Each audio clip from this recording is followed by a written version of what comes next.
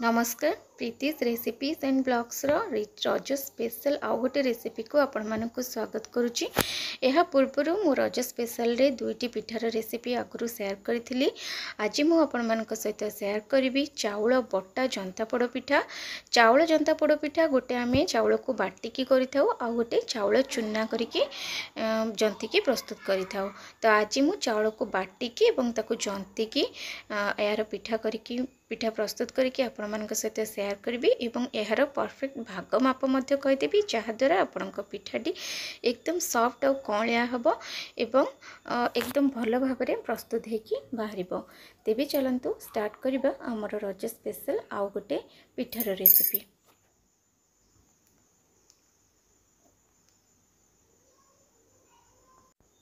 यही रेसिपी बनवाई मो प्रथमे चाउल को 8 घंटा पर्यंत बहुत भल भाव में बतुरेकी रखिदेली। ये मु मार्केट रे मिलुथिबा पिठा चाउल नहीं। तो ये देखो गोटे माप मुझे यही ग्लास रे मापिकी मु 2 ग्लास चाउल को 8 घंटा कि ताठू अधिक 8-9 घंटा भल भाव में बतुरेकी रखिदेली। बर्तमान आपको ग्राइंडर जार रे चाउल को देकी अल्प टिके पानी देकी आर गोटे बैटर आम प्रस्तुत करनबा। आ चाउल टी को टिके खदड़ा करके बाटी पूरा चिकन करें।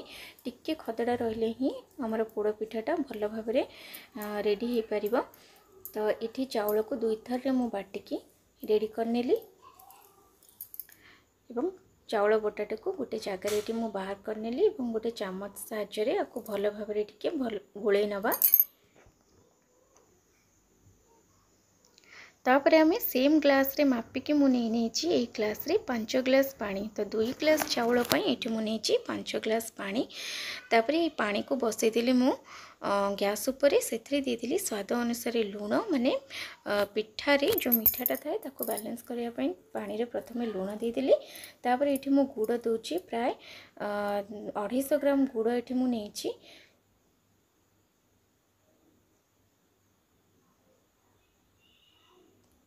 तापर या आम भल भाव टिके गोले नबा। तो मीठाटा आपण हिसाब से दे पारे कम बेसी करें। तापर ए मु ऐड करनेली किछि कोरा होकि रखिथिबा नड़िया एवं काटिकी रखिथिबा छोट छोट खंड नड़िया। तापर ए मु दे दोछि गुजराती आ गोलमरिचर गुंड एवं गोटे चामच देदेली घी जोटा कि मु तरलैकी रखी। ये सब को देला परे वर्तमान हाई फ्लेम रे आपको भल भाव में टिके फुटे दबा। टिके समय 2-3 मिनिट यहाँ भल भाव में फुटी सारा पर गैस रो फ्लेम को टिके मीडियम करदेबा एवं मीडियम फ्लेम रे आमे प्रस्तुत करके रखिथिबा चाउल रो बैटर को पकेकी आपको भल भाव में टिके गाढ़ा होला पर्यंत जंती नबा।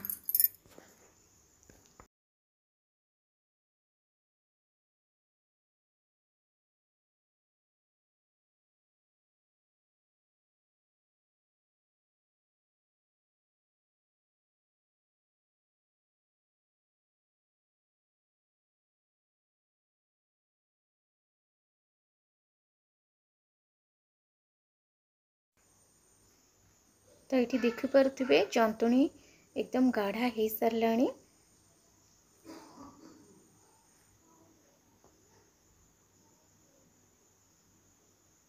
तो यहीपरि भाव में जंतुणीटा टिके गाढ़ा हो सारा पर आम या तल को ओल्हे नबा एवं टिके तार बांफ जीवा पर्यंत टिके ठंडा करनबा। जहाँफल यहाँ टिके समय 10 मिनिट सेमती रखिदेला सेटा आउ टिके टाण हो जाए।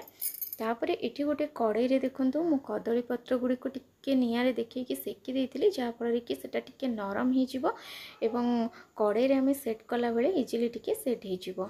तो ये कड़े रे देदेली मु कदली पत्र ऊपर देदेली गोटे चामच तेल। आ तेल को भल भाव में चारिआडे हाथ में लगे नेबी पूरा पत्र ऊपर जहाँद्वारा कि पिठाटी आमर इजिली बाहरी जिवो।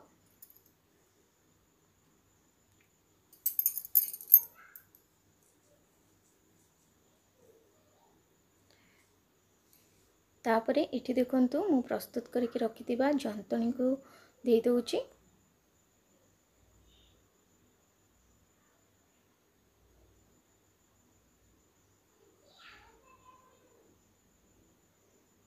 तो यहीपरि भाव में सबू जंतुणी गुड़ी को ये मुझे देदेली।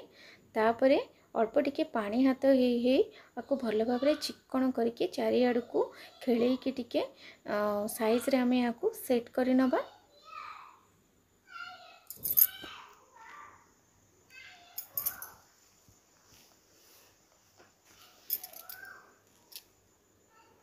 तापरे यह उपरे मु दे दूची किछि छोट छोट काटिकी रखिथिबा नड़िया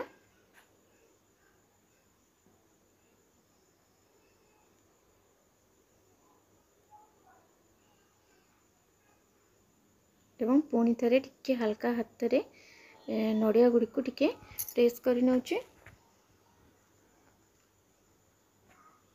तो ये पोड़पिठा एकदम जंतनी गुड़ी को सेट कर नेली। ता ऊपर मु दे दूची आउ टिके कदली पत्र जहा द्वारा पिठाटी इजिली हमर सिझी जीवो।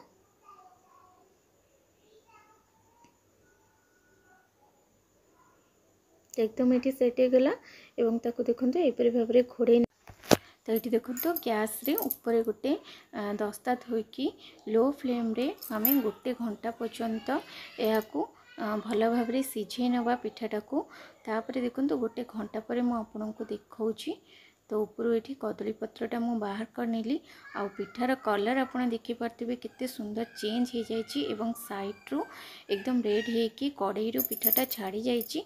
आउ हाथ मार्के टिके देखिदेबे ऊपर टाण अछि कि नहीं। जदि भी टिके हल्का नरम लागे ताले कोनोसी कथा नहीं आपण याकू तळ को बाहर करके थोइ दियंतु एवं संपूर्ण रूपे पूरा एकदम भल भाव रे ठंडा हो सारा पर ही याकू कड़ाई रू बाहर करंतु। एटा क्षीर पोड़ पिठा भलिया बहुत ही नरम होता है।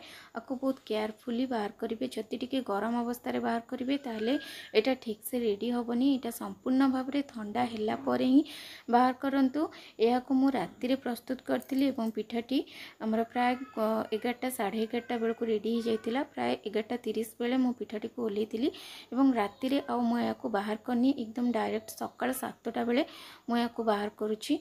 तो देखि पारथिबे पिठाटी एकदम भल भाव रे ठंडा हो जाइछि आ कलर भी बहुत भल आछि एवं इजिली पूरा सेट हो जाइछि। काटिला बेले केते इजिली एटा कटि जाउछि। आ आपण देखिकी जानि पारथिबे पिठाटा केते सॉफ्ट आ तुलतुलिया हेछि। क्षीर पोड़ पिठा जेपरि नरम होता है एटा भी सेमती चाउलर बट्टा को जंती की जो पोड़ पिठाटा होता है सेटा बहुत सॉफ्ट आ बहुत नरम माने पूरा नरम होता है। आपको गरम अवस्था टोटाली बाहर करेंगे यहाँ भांगी जीवार संभावना बेसी थाए। या संपूर्ण ठंडा हैला परे ही या बाहर करंतु इजिली बाहर जीव आ खाइबा को भी बहुत भल टेस्ट लगे। तो आपड़ देखिपे पिठाटा आमर केमती रेडी होकर तैयारी है। आपड़ भी घरे प्रस्तुत करके देखूँ। रेसिपी भल लगे चैनल को गोटे सब्सक्राइब करदे और कमेंट्स रे निजर मतामत निश्चय जनइबे।